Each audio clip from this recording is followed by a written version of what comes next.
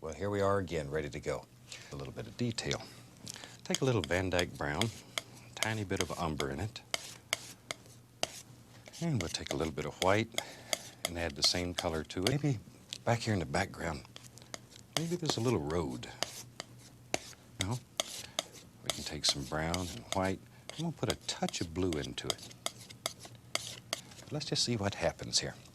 So, in the background, I want very. Now we can start working on the front of the bridge. And take some brown, some Van Dyke brown, some umber, and white. Make this look like old wood. Don't overmix your paint. Leave it sort of marbly here. So that way all these colors will happen right here in your bridge. Okay, now let's just take the small edge of the knife and all in shadow here. Just wood things in here. And you can, a big tree in it. So let's put a big old tree in it. Start with Van Dyke brown. Now then, we can use a little brown and white, and I'm gonna put a touch of permanent red in it just to brighten it up a tiny little bit. While we got this brown going here, I'm gonna make some brown. I'll make quite a pile of brown. I'm gonna use it throughout the painting.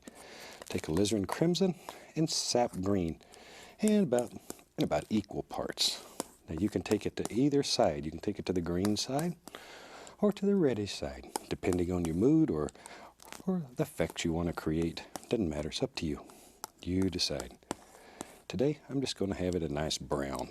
Okay, I'm going to show you a big old owl. I like owls.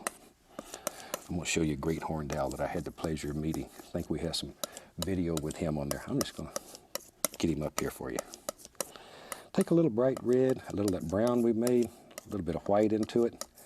Don't overmix it. See that color? It's not overmixed.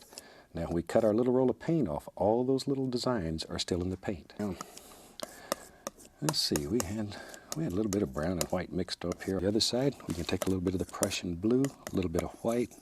I want to make a dark blue. Let's take some titanium white, very little paint. Now we can start coming forward a little bit. Nice little cabin. We'll take some Van Dyke brown. And now on this side, I'm going to use white with a little bit of the gray color in it. Just enough to dull it down. We don't want it too bright. Now maybe we want to turn this into maybe like a log cabin.